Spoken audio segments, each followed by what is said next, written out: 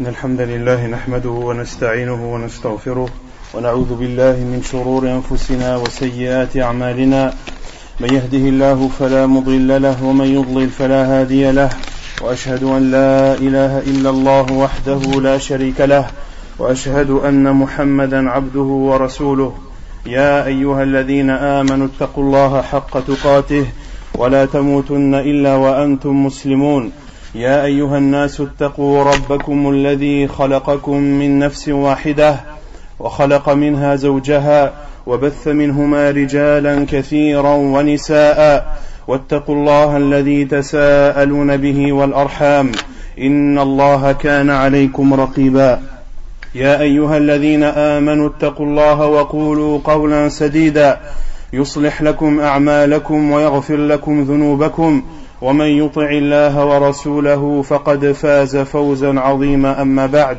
فإن خير الكلام كلام الله وخير الهدي هدي محمد صلى الله عليه وسلم وشر الأمور محدثاتها وكل محدثة بدعة وكل بدعة ضلالة وكل ضلالة في النار أما بعد. Cette introduction en arabe que je viens de citer est la formule par laquelle le prophète sallallahu alayhi wa sallam commençait ses discours et ses exhortations. Et c'est une introduction bénie. Et le prophète sallallahu alayhi wa sallam, grâce à cette formule appelée par les savants khutbatul haja, le discours du besoin, le prophète sallallahu alayhi wa sallam a, par l'intermédiaire de cette introduction, a fait entrer un de ses compagnons radiyallahu anhu dans l'islam. Un compagnon qui a entendu le prophète sallallahu alayhi wa sallam dire cette introduction et a demandé au prophète sallallahu alayhi wa sallam à 3 reprises de lui répéter, et lui a dit: j'ai côtoyé les rois et les empereurs, j'ai écouté les sorciers et les poètes, mais des paroles comme celle-ci je ne les ai jamais écoutées. Tends-moi la main, tends-moi ta main, afin que je proclame mon islam devant toi.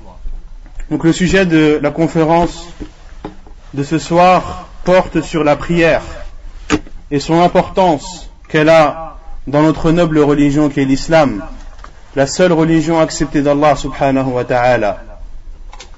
La prière qui est, à l'unanimité des savants, l'acte pratique le plus important dans cette religion.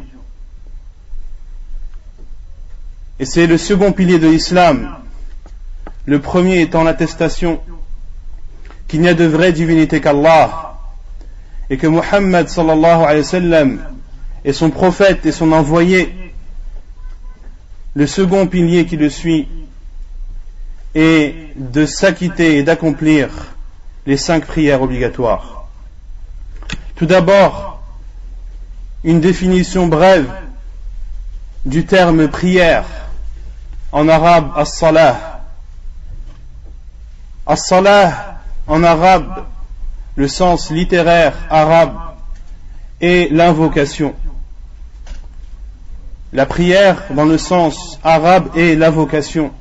Allah subhanahu wa ta'ala a dit à son prophète sallallahu alayhi wa sallam: khudh min amwalihim sadaqatan tutahhiruhum wa tuzakkihim biha wa salli alayhim inna salataka sakanun lahum.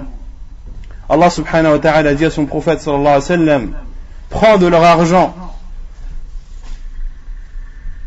et donne-le en aumône afin que cette aumône les purifie de leurs péchés.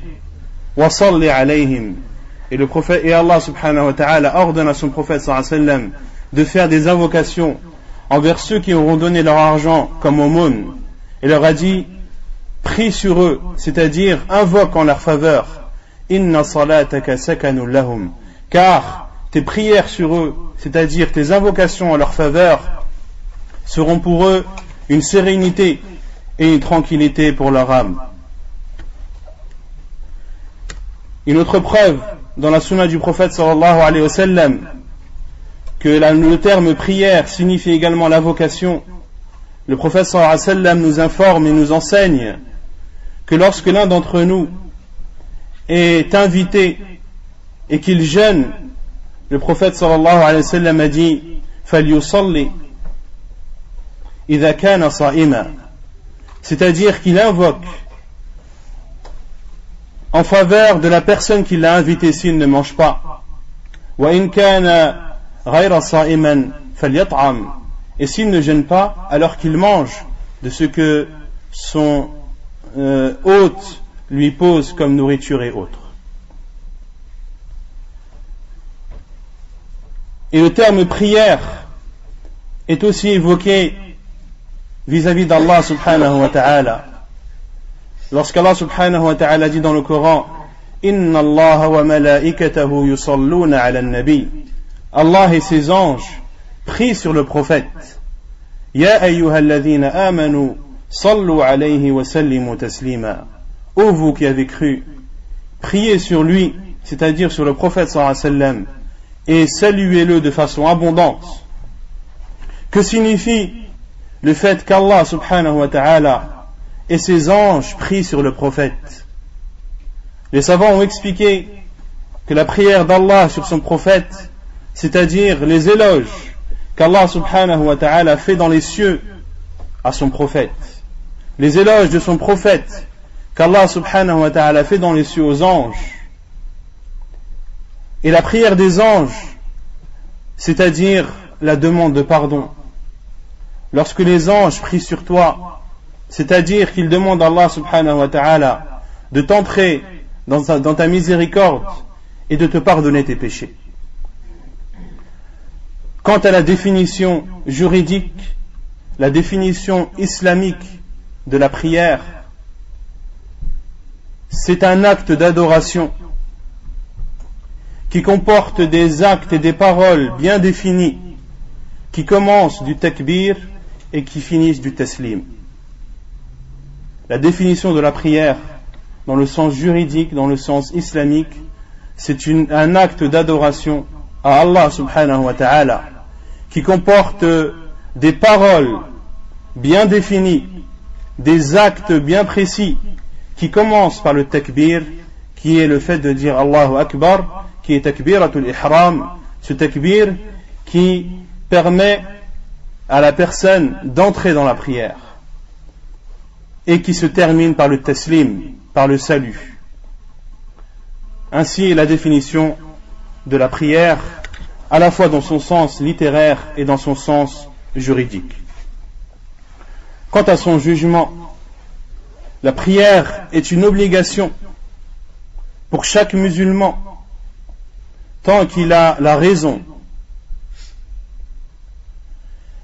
Et la preuve de l'obligation de la prière est présente dans le Coran. Elle est présente dans la sunna authentique de notre prophète sallallahu alayhi wa sallam, mais également cela fait l'unanimité des savants de l'islam.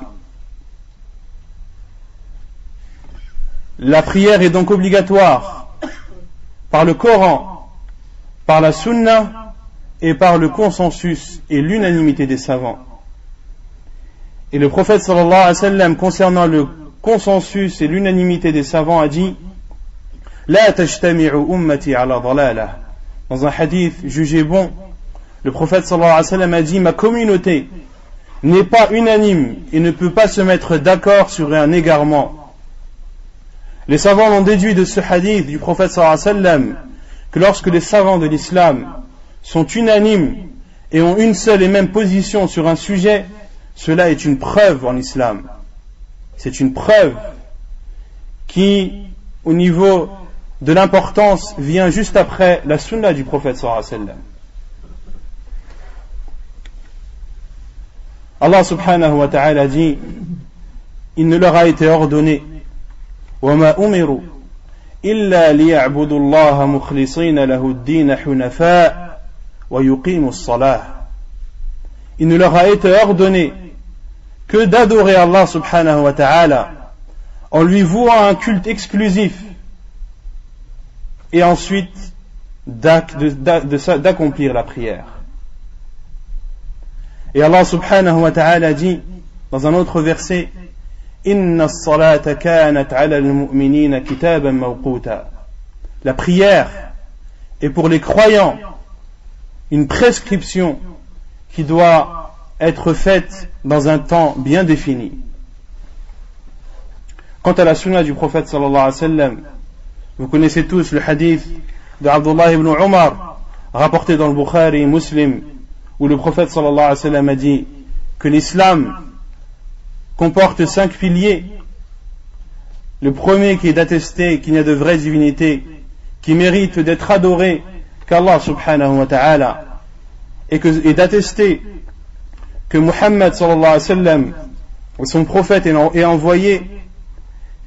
Et le second pilier de l'islam qui est d'accomplir la prière.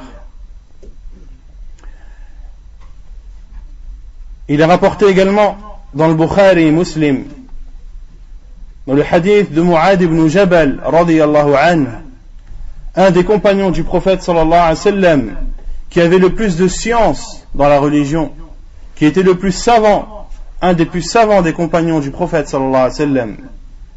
Et c'est pour cela que le prophète alayhi salatu wassalam l'a envoyé au Yémen afin qu'il appelle à Allah subhanahu wa ta'ala dans ce pays et lui a dit: ô Mu'ad, tu t'apprêtes à rencontrer des gens du livre, que la première chose à laquelle tu les appelles soit qu'ils adorent Allah subhanahu wa ta'ala seul, sans ne rien lui associer. Puis le prophète sallallahu alayhi wa sallam a dit à Mu'ad ibn Jabal radiyallahu anhu: et s'ils t'obéissent dans cela, informe-leur alors, ou informe-les alors, qu'Allah subhanahu wa ta'ala leur a prescrit 5 prières de jour et de nuit. 5 prières qui sont étalées dans le jour comme dans la nuit. Et le prophète sallallahu alayhi wa sallam a dit, comme le rapporte Ubadah ibn as-Samit radiyallahu anhu, qui nous informe qu'il a entendu le prophète sallallahu alayhi wa sallam dire: خمس صلوات كتبهن الله على عباده فمن جاء بهن لم يضيع منهن شيئا استخفافا بحقهن كان له عند الله أن يدخله الجنة. حديث رواه أبو داود وابن ماجه وهو حديث صحيح. Le hadith de Ubadah ibn as-Samit qui dit, radiyallahu anhu, qu'il a entendu le prophète sallallahu alayhi wa sallam dire 5 prières qu'Allah subhanahu wa ta'ala a prescrit pour ses serviteurs. C'est-à-dire qu'Allah subhanahu wa ta'ala a rendu obligatoire un acte dont les croyants n'ont pas le choix. Comme le dit Allah subhanahu wa ta'ala: وَمَا كَانَ لِمُؤْمِنٍ وَلَا مُؤْمِنَةٍ إِذَا قَضَى اللَّهُ وَرَسُولُهُ أَمْرًا أَنْ يَكُونَ لَهُمُ الْخِيَرَةُ مِنْ أَمْرِهِمْ. Il n'appartient pas à un croyant ni à une croyante, lorsqu'Allah subhanahu wa ta'ala a décrété, lorsqu'Allah subhanahu wa ta'ala et son envoyé sallallahu alayhi wa sallam ont décrété une chose, il ne leur appartient pas d'avoir le choix encore. Lorsqu'Allah subhanahu wa ta'ala ordonne une chose, les croyants se doivent de dire sami'na wa ata'na, se doivent de dire nous avons entendu et nous obéissons. Car Allah subhanahu wa ta'ala, s'il ordonne une chose, c'est pour le bien de l'humanité. C'est pour le bien de l'humanité. Ala ya'lamu man khalaq wa huwa al-latiful khabir. Ne sait-il pas qui il a créé? C'est lui, le doux et le très connaisseur. Allah subhanahu wa ta'ala connaît ses serviteurs mieux que quiconque. Il sait ce qui est bien pour eux comme ce qui est mal. Ubadah ibn as-Samit radiyallahu anhu dit qu'il a entendu le prophète sallallahu alayhi wa sallam dire 5 prières qu'Allah subhanahu wa ta'ala a rendues obligatoires pour ses serviteurs. Celui qui les préserve et s'en acquitte de façon correcte et parfaite, sans les délaisser ni manquer à leur égard, Allah subhanahu wa ta'ala prend l'engagement de faire entrer cette personne au paradis. كان له عند الله أن يدخله الجنة Wallahu la yukhliful mi'ad. Et Allah subhanahu wa ta'ala tient ses promesses. Lorsqu'Allah subhanahu wa ta'ala te promet quelque chose, sache avec certitude qu'elle va bel et bien avoir lieu. Cette prière qui a une importance immense dans cette religion, c'est même le pilier central de l'islam. Le prophète sallallahu alayhi wa sallam a dit Ra'sul amri al-islam wa amuduhu as-salah. La tête du commandement, c'est l'islam, et son pilier central, c'est la prière. Le prophète sallallahu alayhi wa sallam a donné ici une métaphore et nous a montré que la prière était comparable à un pilier central. Prenez l'exemple d'une tente. Sans son pilier central, la tente ne peut pas tenir. Il en est ainsi pour le musulman et sa religion. Sa religion ne peut pas être stable et fixe si le musulman ne pratique pas les saintes prières qu'Allah subhanahu wa ta'ala lui a rendues obligatoires. La prière, c'est le premier acte sur lequel chacun de nous sera questionné le jour du jugement. Selon Abu Huraira radiyallahu anhu, le prophète sallallahu alayhi wa sallam a dit أول ما يحاسب به العبد يوم القيامة الصلاة فإن صلحت صلح سائر عمله وإن فسدت فسد سائر عمله. Le premier acte sur lequel sera questionné le musulman le jour du jugement sera la prière. Si elle a été correcte, alors l'ensemble de ses actes seront corrects. Par contre, s'il a manqué d'accomplir cette prière, ou s'il ne l'a pas fait comme il devait la faire, alors il en sera ainsi pour l'ensemble de ses actes. Qu'Allah subhanahu wa ta'ala fasse en sorte que cette première question ou ce premier jugement sur lequel nous devrons faire face le jour du jugement, qu'il se termine avec succès. Et le prophète sallallahu alayhi wa sallam nous a informé dans un hadith authentique que la dernière chose que peut délaisser une personne dans sa religion, c'est la prière. La dernière chose qu'un musulman peut délaisser dans sa religion, c'est la prière. Selon Abu Umama radiyallahu anhu, le prophète sallallahu alayhi wa sallam a dit La tunqadanna ura al-islam urwatan urwa فكل من قضت عروة تشبث الناس بالتي تليها فأولهن نقضا الحكم وآخرهن الصلاة رواه أحمد وهو حديث صحيح. Les liens de l'islam ou les cordes de l'islam seront coupées les unes après les autres. Et le prophète sallallahu alayhi wa sallam nous dit, et chaque fois qu'un lien sera coupé, les gens se cramponneront et s'attacheront, s'agripperont sur ce qu'il reste des cordes. Et le prophète sallallahu alayhi wa sallam a dit فَأَوَّلُهُنَّ نَقْضًا الْحُكْمِ. La première des cordes qui sera coupée sera le fait que les gens nient le jugement d'Allah subhanahu wa ta'ala. وَآخِرُهُنَّ الصَّلَاةِ. Et la dernière des cordes qui sera coupée sera la prière. Et lorsque cette dernière corde sera coupée, plus rien ne liera les gens à l'islam, qu'Allah subhanahu wa ta'ala nous en préserve. Ce qui nous montre également l'importance de ce pilier immense, c'est que c'est le dernier des conseils qu'a donné le prophète sallallahu alayhi wa sallam à sa communauté. Lorsqu'il était dans son lit de mort, le prophète sallallahu alayhi wa sallam a dit As-salah, as-salah, wa ma malakat aymanukum. La prière, et ce que vous avez sous votre tutelle, c'est-à-dire les esclaves. Et le prophète sallallahu alayhi wa sallam répétait sans cesse cette phrase, as-salah, as-salah, wa ma malakat aymanukum, au point que Salama radiallahu anha a dit que lorsque le prophète sallallahu alayhi wa sallam n'arrivait pas à la prononcer avec sa langue, on entendait le bruit dans sa poitrine, le bruit de cette parole, sallallahu alayhi wa sallam. Et lorsqu'il était dans son lit de mort également, sallallahu alayhi wa sallam, ce qui le préoccupait le plus, c'était la prière. Il a dit à Aïcha radiallahu anha, as-salla an-nas, est-ce que les gens ont prié? Elle lui a répondu, non, envoyé d'Allah, ils t'attendent.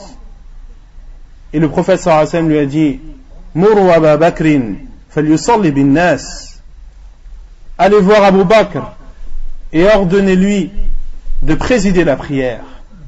Le prophète sallallahu alayhi wa sallam, qui était souffrant, agonisant, son premier souci était, est-ce que les gens ont prié? Est-ce que les gens se sont acquittés de cette immense obligation? Le hadith est rapporté par Al-Bukhari et Muslim.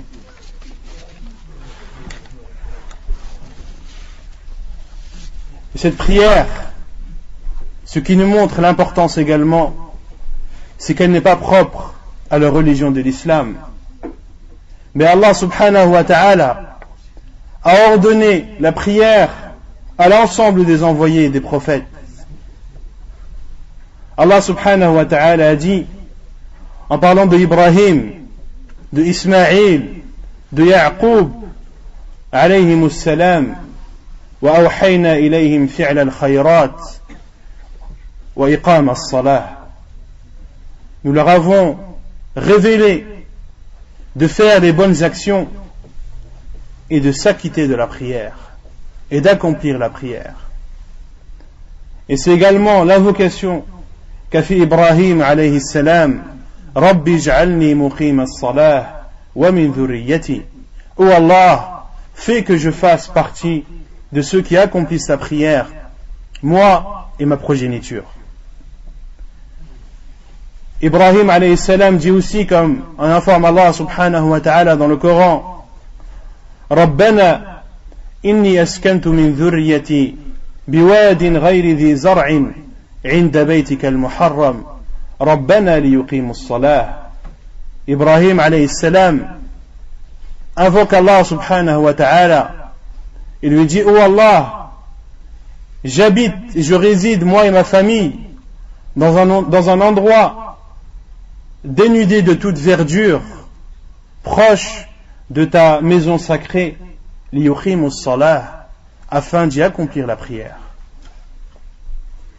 Et Allah subhanahu wa ta'ala dit, en parlant de Isa alayhi salam, dans sourate Maryam, Isa alayhi salam qui a parlé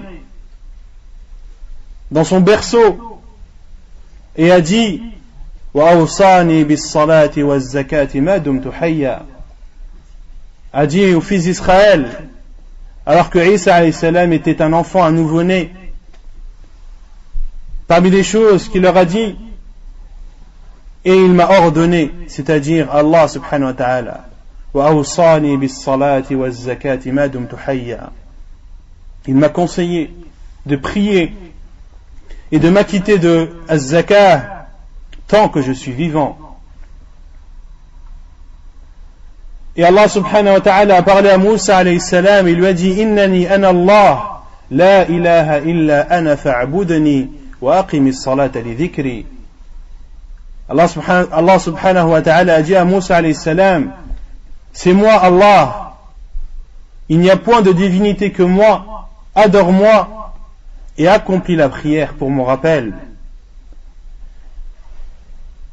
De même qu'Allah subhanahu wa ta'ala a ordonné de prier à son prophète Muhammadun sallallahu alayhi wa sallam, le dernier, le meilleur des envoyés, lorsqu'Allah subhanahu wa ta'ala lui a dit wa'mur ahlaka bis salah wastabir alayha, et ordonne à ta famille d'accomplir la prière et redouble de patience. واصطبر عليها والاصطبار ليس الصبر فهو أقوى منه.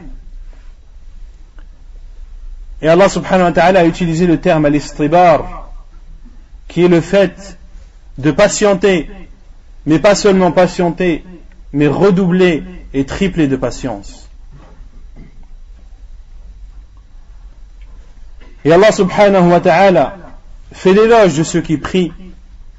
Il a fait l'éloge d'Ismaïl alayhi salam lorsqu'il dit وَاذْكُرْ فِي الْكِتَابِ إِسْمَاعِيل إنه كان صادق الوعد وكان رسولا نبيا وكان يأمر أهله بالصلاة والزكاة وكان عند ربه مرضيا.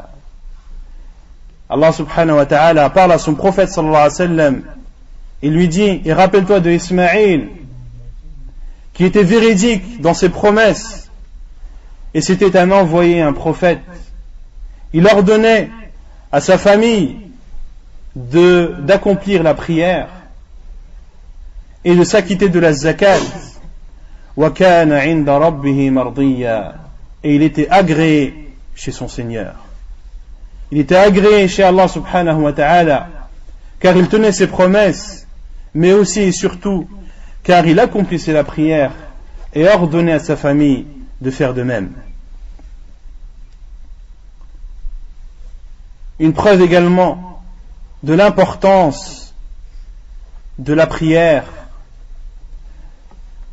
c'est le fait que c'est le seul jugement ou la seule adoration en islam qui a été ordonnée par Allah subhanahu wa ta'ala directement à son prophète sallallahu alayhi wa sallam sans intermédiaire.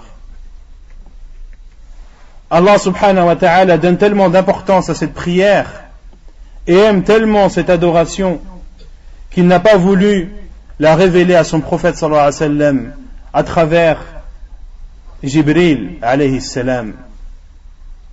Mais Allah subhanahu wa ta'ala l'a ordonné, l'a prescrit à son prophète sallallahu alayhi wa sallam la nuit de l'ascension, lorsque le prophète sallallahu alayhi wa sallam est parti de la Mecque à Jérusalem, puis de Jérusalem est monté aux 7 cieux. Arrivé devant Allah subhanahu wa ta'ala, le prophète sallallahu alayhi wa sallam s'est prosterné un temps très long jusqu'à ce qu'Allah subhanahu wa ta'ala lui ait autorisé de relever sa tête. Et parmi les choses qu'Allah subhanahu wa ta'ala a ordonné à son prophète sallallahu alayhi wa sallam, c'est d'accomplir 50 prières par jour. Un nombre immense qui montre à quel point Allah subhanahu wa ta'ala aime cette adoration. Et le prophète sallallahu alayhi wa sallam est redescendu et a rencontré Moussa alayhi salam. Et Moussa alayhi salam lui a dit: qu'as-tu fait? Qu'est-ce que ton Seigneur t'a dit? Et le prophète sallallahu alayhi wa sallam lui a informé qu'il venait de rendre obligatoire 50 prières par jour. Et Moussa alayhi salam a dit: retourne chez ton Seigneur. Ta communauté ne pourra pas accomplir autant de prières. Retourne chez ton Seigneur et demande-lui d'alléger cette adoration. Et le prophète sallallahu alayhi wa sallam est remonté chez Allah subhanahu wa ta'ala. Et Allah subhanahu wa ta'ala lui a diminué de moitié. Puis le prophète sallallahu alayhi wa sallam est redescendu, a rencontré une nouvelle fois Moussa alayhi salam et lui a informé. Moussa alayhi salam lui a dit: retourne, ta communauté ne pourra pas tenir. Et le prophète sallallahu alayhi wa sallam est retourné. Allah subhanahu wa ta'ala a encore diminué de moitié. Il a encore rencontré Moussa alayhi salam. Il lui a dit: retourne, car ta communauté ne pourra pas résister. Et le prophète sallallahu alayhi wa sallam est retourné une troisième fois. Et Allah subhanahu wa ta'ala lui a dit: elles sont au nombre de 5. 5 à faire dans les actions, mais elles auront le poids de 50 dans la récompense. Et Allah subhanahu wa ta'ala a dit à son prophète sallallahu alayhi wa sallam, La tabdil al-yawm, ou kama qala sallallahu alayhi wa sallam. Il n'y a point de changement aujourd'hui. C'est un décret qui n'accepte aucune autre négociation. Ainsi, le prophète sallallahu alayhi wa sallam est redescendu et Moussa alayhi salam a une nouvelle fois dit au prophète sallallahu alayhi wa sallam, remonte, car ta communauté ne pourra pas résister. Et le prophète sallallahu alayhi wa sallam a dit, inni astahi, j'ai honte. Cette adoration qui a été rendue obligatoire par Allah subhanahu wa ta'ala au-dessus des 7 cieux nous montre à quel point Allah subhanahu wa ta'ala lui donne de l'importance.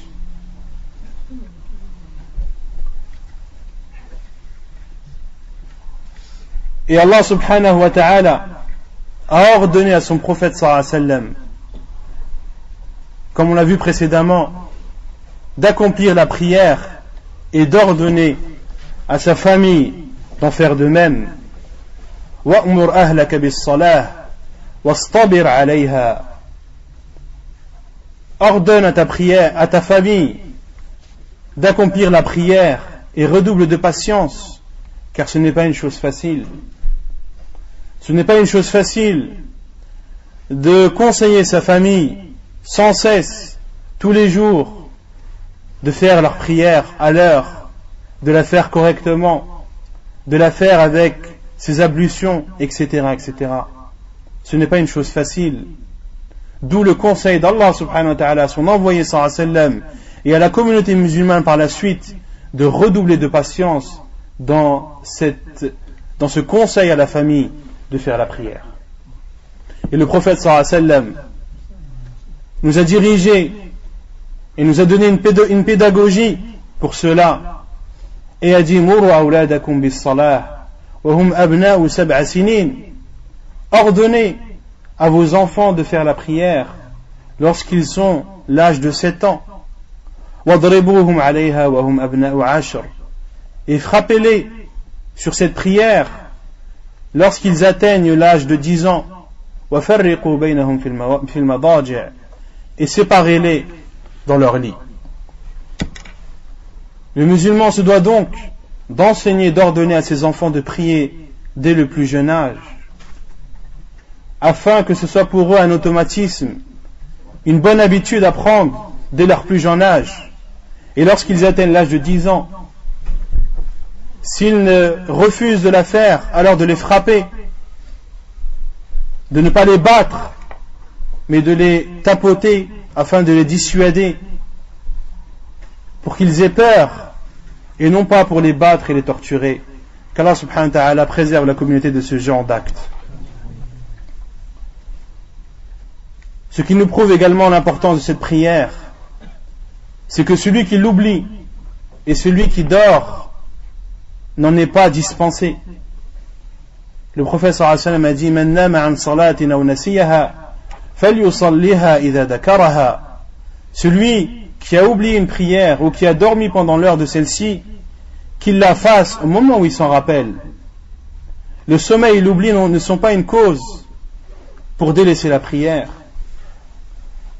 Plus que cela même, la prière ne doit être délaissée en aucun cas, quelle que soit la situation, quelle que soit la circonstance, tant que la personne a encore sa raison. Que tu oublies ou que tu dors, tu dois faire ta prière au moment où tu t'en rappelles ou au moment où tu te réveilles. Que tu es en voyage, tu dois faire ta prière à l'heure. Il t'est permis en état de voyage de raccourcir tes prières et de les rassembler. Que tu sois en état de peur, tu dois faire ta prière. Si tu ne peux pas la faire debout, fais-la assis. Si tu ne peux pas la faire assis, fais-la coucher sur le côté. Que tu sois malade, que tu sois paraplégique, en aucun cas, tu ne dois délaisser cette prière. Sauf bien sûr pour les femmes qui sont en état de menstru et qui ont celle-ci, qui elles sont exemptes de cela. Mais l'être humain, à partir du moment où il a la raison, il doit faire la prière quelle que soit la circonstance. même en état de guerre. Allah subhanahu wa ta'ala dit فَإِنْ خِفْتُمْ فَرِجَالًا أَوْ رُكْبَانًا. Et si vous avez peur, c'est-à-dire en état de guerre, lorsque l'ennemi est devant vous et que vous êtes au combat, alors priez, que ce soit en marchant ou bien sur vos montures. Il y a même une prière que les savants appellent al-musayafa, salatul musayafa, qui est de prier alors que tu combats l'ennemi à l'épée, de prier en faisant des mouvements de la tête, alors que ton ennemi est devant toi, que tu le combats, il t'est autorisé, tu dois même, c'est une obligation, de prier en faisant des mouvements de la tête. S'il n'y a pas d'eau, Allah subhanahu wa ta'ala a légiféré at-tayammum, la terre. Pose ta main sur la terre, essuie ton visage et tes mains et prie. Si tu n'as pas de quoi te vêtir et que l'heure de la prière s'apprête à s'écouler, alors prie dans l'état où tu es. La prière ne doit en aucun cas être délaissée.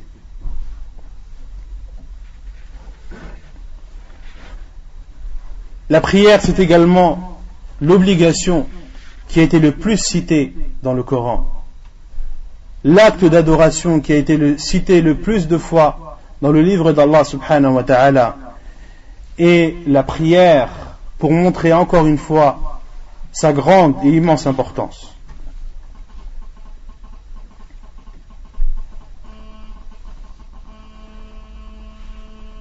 C'est également pour la prière qu'Allah subhanahu wa ta'ala a légiféré aux musulmans de prier dans n'importe quel endroit.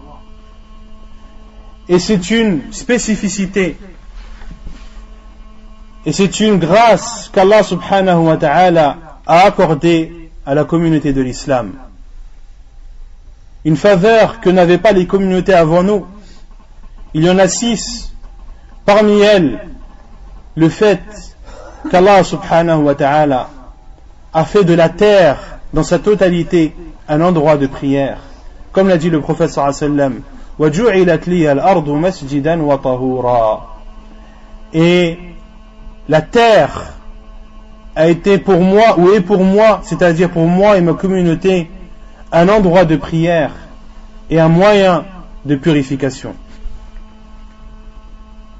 Sauf bien sûr les endroits dont nous a informé le prophète sallallahu alayhi wa sallam dans sa sunna authentique, dans lesquels il n'est pas autorisé aux musulmans de prier, comme les cimetières, comme les endroits où stationnent les chameaux, comme les toilettes et les salles de bain, ou les endroits qui comportent des saletés et des impuretés. Et pour la prière également, les mosquées sont construites et l'appel à la prière a été légiféré. Tout ceci pour la prière et pour montrer sa grande importance. Et Allah subhanahu wa ta'ala a cité la prière de façon précise. On a cité tout à l'heure le verset où Allah subhanahu wa ta'ala dit وَأَوْحَيْنَا إِلَيْهِمْ فِعْلَ الْخَيْرَاتِ وَإِقَامَ الصَّلَاةِ. Lorsqu'il parle de Ibrahim alayhi salam, de Yaqub et de Ismaïl, Allah subhanahu wa ta'ala dit, et nous leur avons révélé d'accomplir les bonnes choses, fi'l al-khayrat wa iqam as-salah, et de faire la prière. Alors que la prière fait partie des bonnes choses. La prière entre dans les bonnes choses. Allah subhanahu wa ta'ala aurait pu se contenter de dire wa awhayna ilayhim fi'l al-khayrat, nous leur avons révélé d'accomplir les bonnes choses, mais il n'en est pas resté là et a dit wa iqam as-salah, et de s'acquitter de la prière. Et lorsqu'Allah subhanahu wa ta'ala cite une chose bien précise, c'est pour montrer son importance. Et la prière aide à s'abstenir du mal et des turpitudes. Comme l'a dit Allah subhanahu wa ta'ala, inna as-salata tanha 'anil fahsha'i wal munkar wa la dhikrullahi akbar wallahu ya'lamu ma tasna'un. La prière interdit le mal et la turpitude, Allah subhanahu wa ta'ala l'a affirmé. Ce n'est pas quelque chose qui n'est pas sûr, c'est une certitude. Et quant au hadith connu de beaucoup de gens, man lam tanhahu salatuhu anil fahsha'i wal munkar fala hajata lillahi fi salatih. Le hadith connu de beaucoup de gens où le prophète sallallahu alayhi wa sallam aurait dit: celui dont la prière ne l'aide pas à arrêter le mal et les turpitudes, Allah subhanahu wa ta'ala n'a pas besoin de sa prière. C'est un hadith qui est faible. Sa chaîne de transmission est faible, comme l'a démontré beaucoup de savants, ou comme l'ont démontré beaucoup de savants. Il est faible à la fois à cause de sa chaîne de transmission, mais aussi par son sens.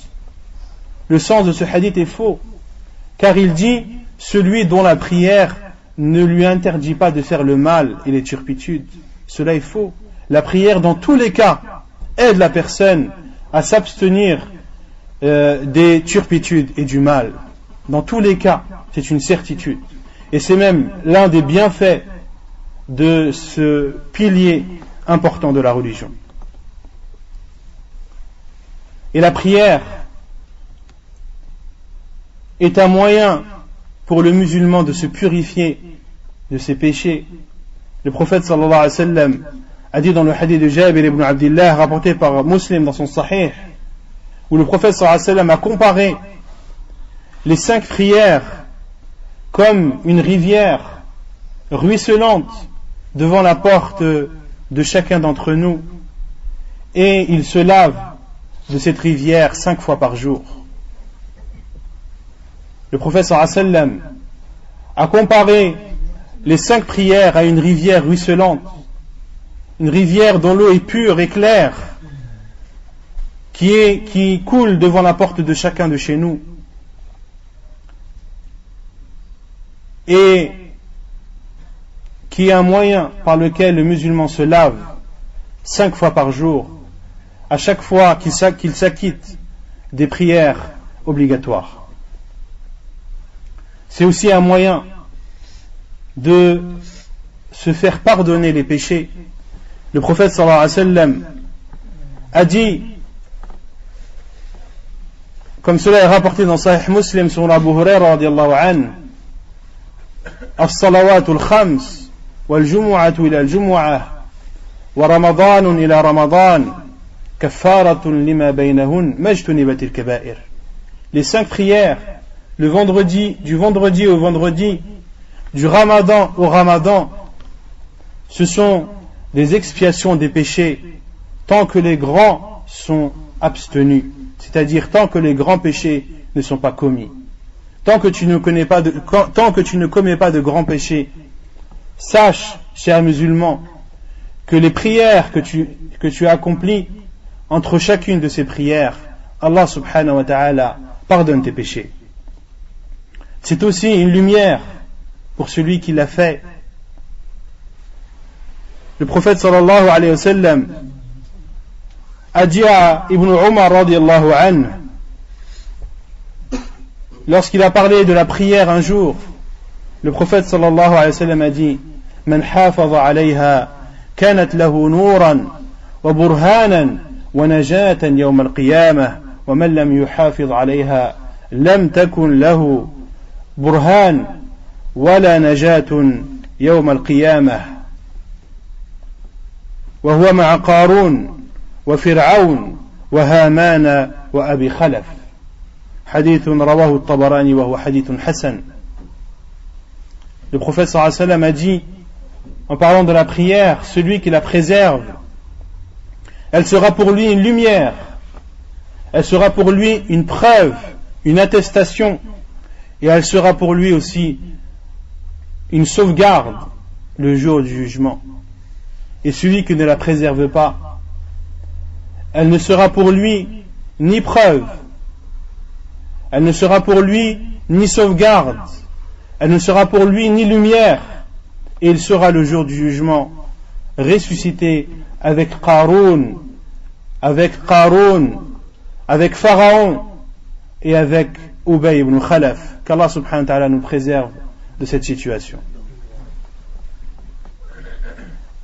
Grâce à cette prière, Allah subhanahu wa ta'ala élève tes degrés et pardonne tes péchés, comme le rapporte Thawban radiyallahu anhu. Le prophète sallallahu alayhi wa sallam lui a dit: عليك بكثرة السجود فإنك لا تسجد لله سجدة إلا رفع الله بها درجة وحط عنك بها خطيئة. Le prophète sallallahu alayhi wa sallam a dit à Thawban radiyallahu anhu: fais beaucoup de prosternation, car à chaque fois que tu te prosternes pour Allah subhanahu wa ta'ala, tu seras élevé d'un degré et tu seras pardonné d'un péché. Le simple fait de marcher vers cette prière, cela est un bien. Allah subhanahu wa ta'ala t'accorde par cela des bonnes actions, t'élève en degré et pardonne tes péchés également, comme cela est rapporté dans Sunan al-Tabarani, un hadith jugé authentique, où le prophète sallallahu alayhi wa sallam a dit: lorsque l'un d'entre vous fait ses ablutions et parfait dans ses ablutions, les fait de façon parfaite, puis sort à la mosquée et sort que pour se rendre à la prière, ne l'a fait sortir de chez lui que le fait d'aller se rendre à la mosquée pour prier Allah subhanahu wa ta'ala, sans que lorsqu'il se rend dans la prière, chaque pas qu'il fera avec son pied gauche lui effacera un péché, et chaque pas qu'il fera avec son pied droit, Allah subhanahu wa ta'ala lui accordera une bonne action. Parmi les bienfaits également de la prière, sache qu'à chaque fois que tu sors et que tu rentres chez toi, tu sors de chez toi ou que tu entres en venant de la mosquée, Allah subhanahu wa ta'ala te prépare au paradis ce que prépare celui qui attend des invités. Lorsque tu attends des invités, tu prépares la maison, tu l'arranges pour qu'elle soit la plus présentable possible, tu prépares le repas, etc., etc. Tu fais en sorte que ton invité soit le plus à l'aise et qu'il soit le plus gâté. Eh bien, sache que le prophète sallallahu alayhi wa sallam a dit, comme le rapporte Abu Huraira radiyallahu anhu, celui qui sort de la mosquée ou s'y rend, Allah subhanahu wa ta'ala lui prépare ce que l'on prépare à un invité au paradis à chaque fois qu'il entrera ou qu'il sortira de la mosquée. Sache qu'à chaque fois que tu entres ou que tu sors de la mosquée, Allah subhanahu wa ta'ala te prépare ce que l'on prépare à un invité, mais au paradis. Et au paradis, il n'y a ce que nul œil n'a vu, ce que nulle oreille n'a entendu et ce que nul cœur n'a ressenti. Imagine les bienfaits qui t'attendent si pendant 40 ans tu as prié à la mosquée, si pendant 40 ans tu es parti 5 fois à la mosquée et tu en es revenu. Imagine ce qu'Allah subhanahu wa ta'ala te prépare et te réserve au paradis.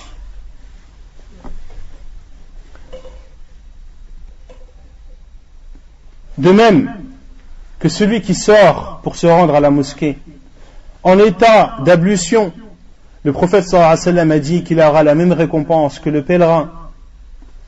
Celui qui se rend à la Mecque pour s'accomplir du 5e des piliers de l'islam, le prophète sallallahu alayhi wa sallam a dit: Man kharaja min baytihi mutatahhira ila salatin maktuba fa ajruhu ka ajri al-haj al-muhrim.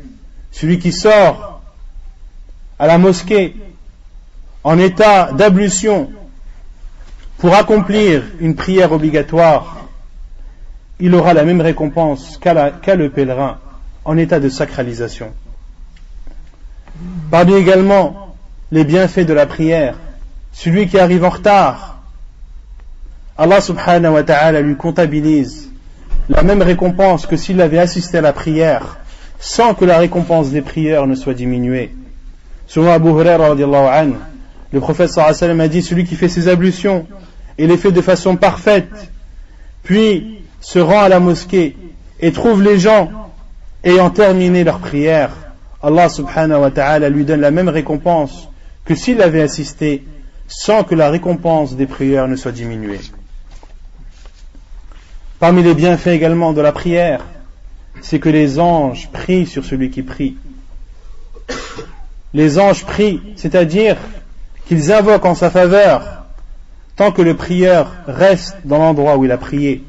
Le prophète sallallahu alayhi wa sallam a dit dans un hadith long, et les anges prient sur l'un d'entre vous tant qu'il reste dans l'endroit où il a prié, et ils disent Allahumma arhamhu, Allahumma aghfir lahu, Allahumma tub alayh, ma lam yu'dhi fih wa ma lam yahduth fih. Hadith rawahu al-Bayhaqi wa Abu Daoud wa huwa hadith sahih.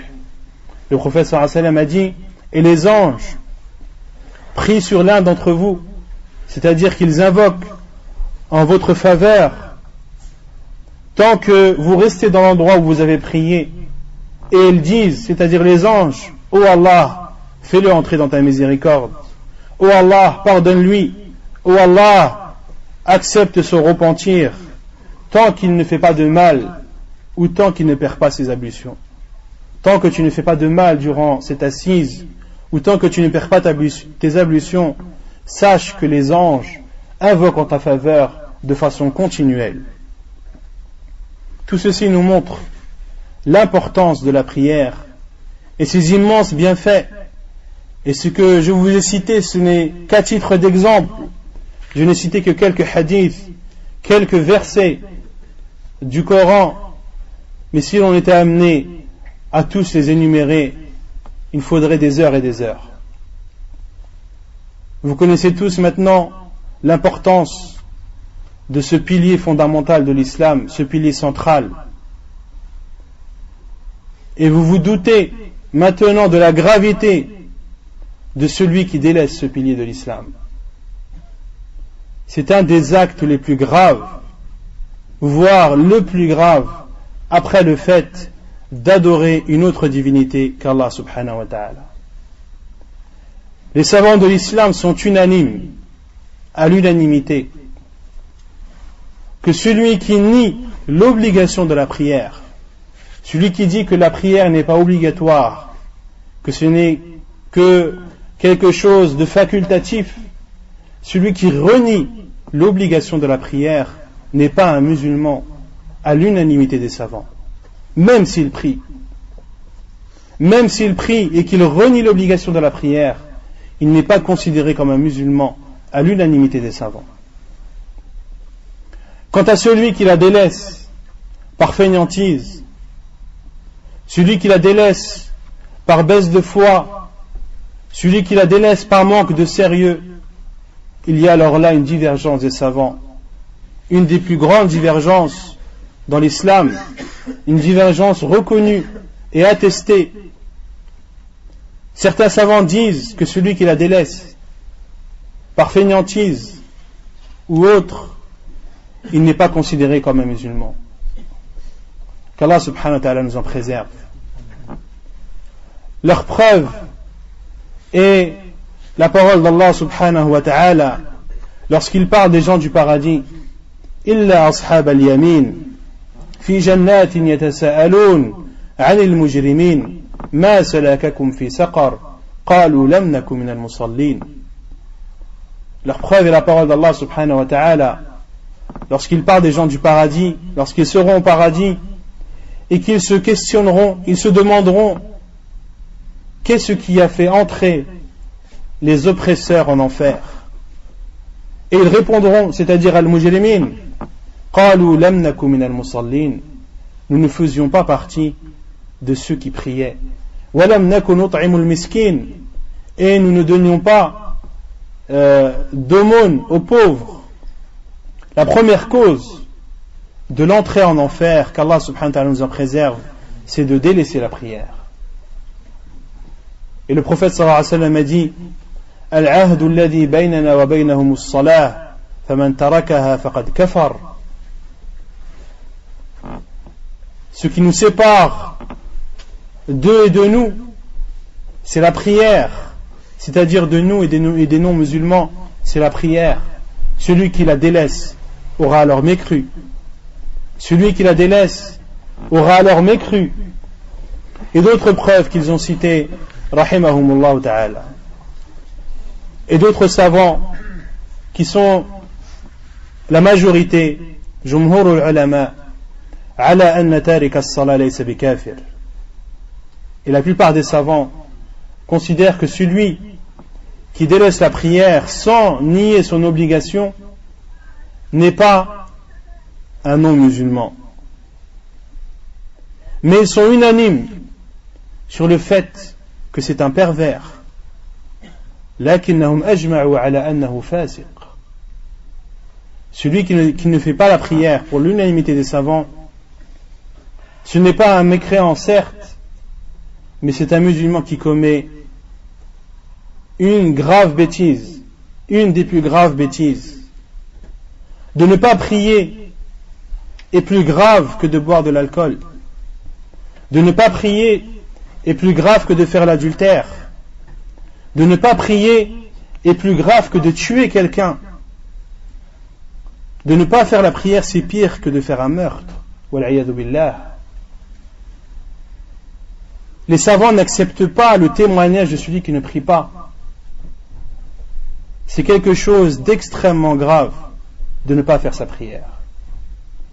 Et certains minimisent cela en disant mais la plupart des savants disent que ce n'est pas un mécréant. Oui, la plupart des savants disent que ce n'est pas un mécréant. Mais ils disent qu'il est au bord de la mécréance.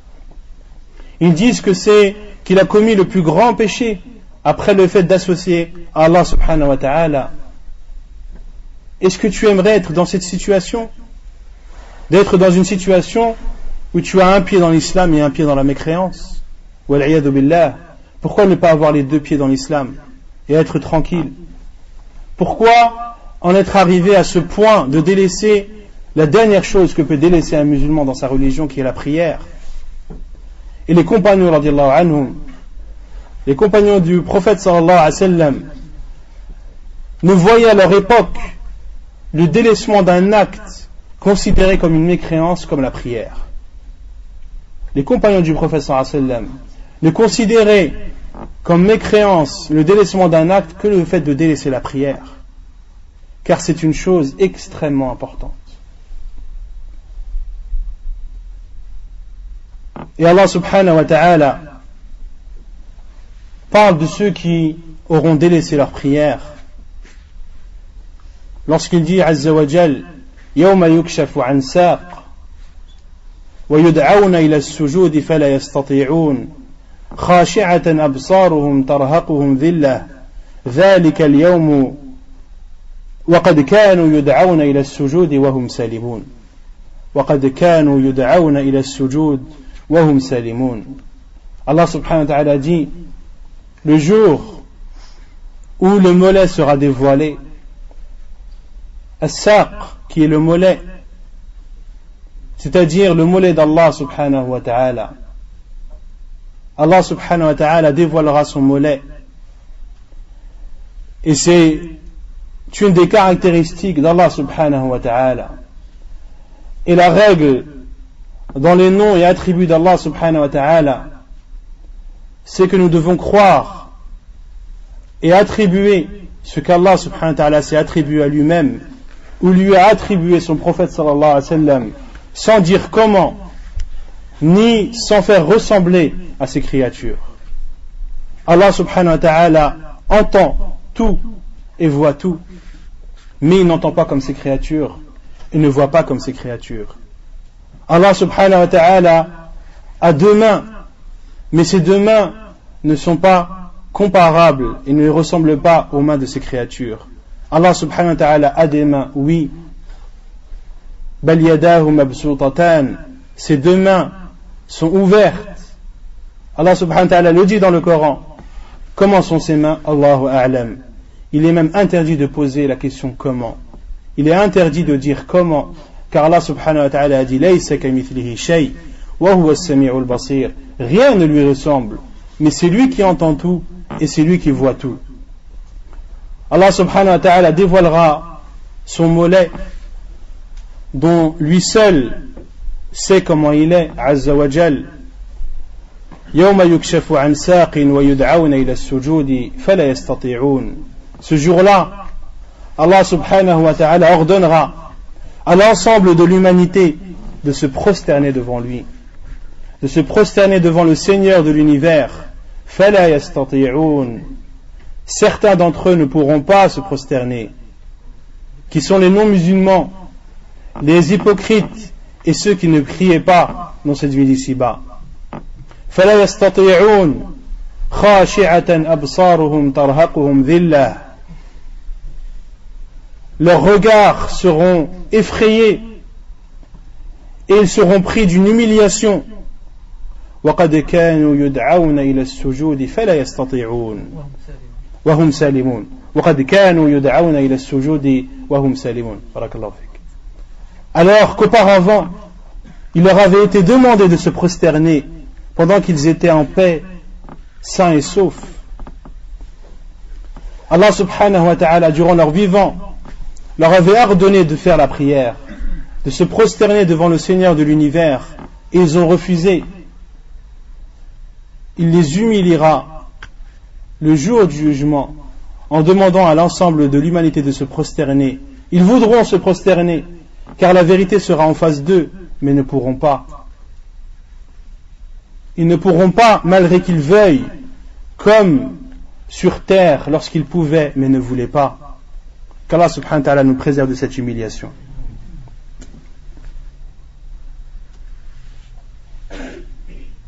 Et le prophète sallallahu alayhi wa sallam a dit dans un hadith authentique, le hadith de Jabir ibn Abdillah, entre l'homme et le polythéisme et la mécréance, il y a le délaissement de la prière. Entre l'homme et le polythéisme et la mécréance, il y a le délaissement de la prière. Beaucoup délaissent la prière, qu'Allah subhanahu wa ta'ala nous en préserve. Mais le plus étonnant, c'est que cela ne choque plus personne.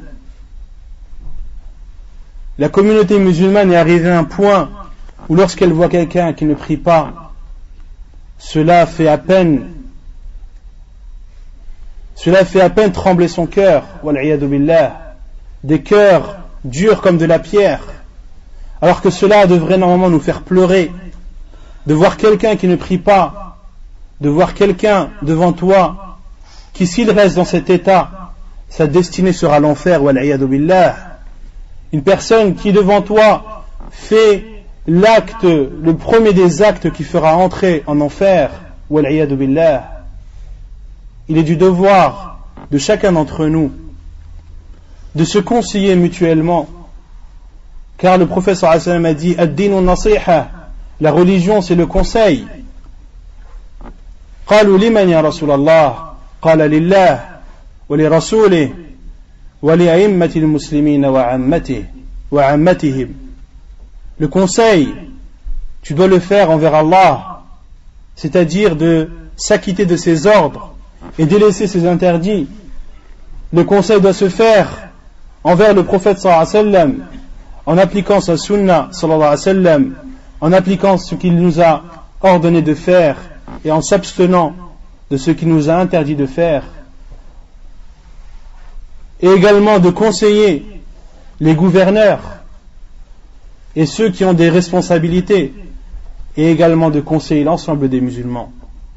وَتَوَاصَوْا بِالْحَقِّ وَتَوَاصَوْا بِالصَّبْرِ. Et ceux qui se conseillent mutuellement la vérité et ceux qui se conseillent mutuellement la patience, comme l'a dit Allah subhanahu wa ta'ala sur le sens des versets.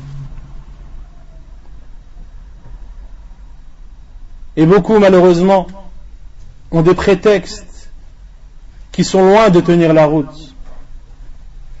Certains disent l'islam c'est dans le cœur.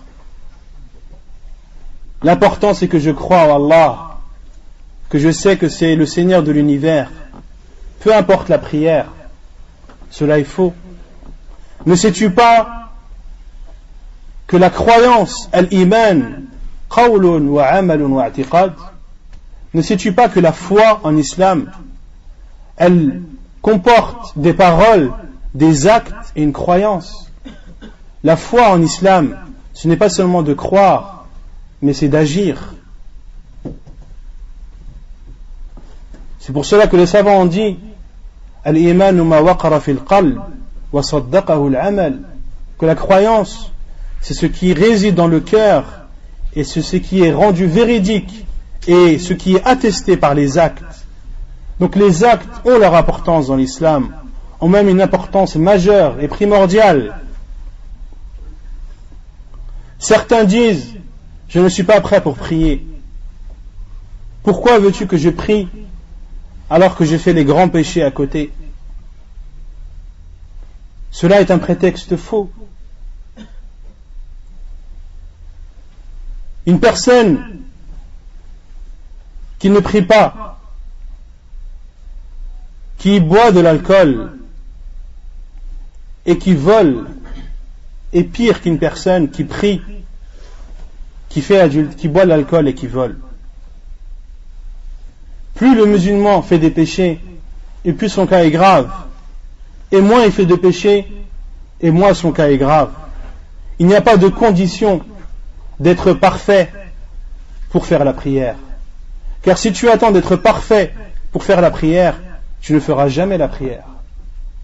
Le prophète sallallahu alayhi wa sallam a dit dans un hadith authentique Kullu bani Adam khata wa khayrul khata'in at-tawwabun. Tous les fils d'Adam font des erreurs. Et les meilleurs de ceux qui font les erreurs, ce sont ceux qui se repentent. Le prophète sallallahu alayhi wa sallam, celui qui dit la vérité, celui dont sa parole est révélation, a dit tous les fils d'Adam font des erreurs. Quel que soit le fils d'Adam, il fera toujours des erreurs. Donc si tu attends la perfection pour faire ta prière, tu ne feras jamais la prière de ta vie.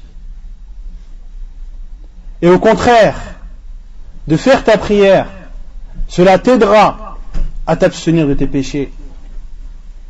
Si tu bois de l'alcool et que tu n'arrives pas à t'arrêter, prie, fais ta prière, prosterne-toi devant Allah subhanahu wa ta'ala et invoque-le, car lorsque tu te prosternes devant Allah subhanahu wa ta'ala, c'est là où tu es le plus proche de lui. Invoque-le, demande-lui de t'aider à arrêter ce péché immense qui est de boire de l'alcool. Demande à Allah subhanahu wa ta'ala de t'aider d'arrêter de voler, etc., etc. Car Allah subhanahu wa ta'ala dit, comme on l'a vu précédemment, Inna as-salata tanha 'anil fahsha'i wal munkar. La prière aide la personne à s'interdire le mal et la turpitude. C'est donc un prétexte faux de croire qu'il faut être parfait pour accomplir sa prière.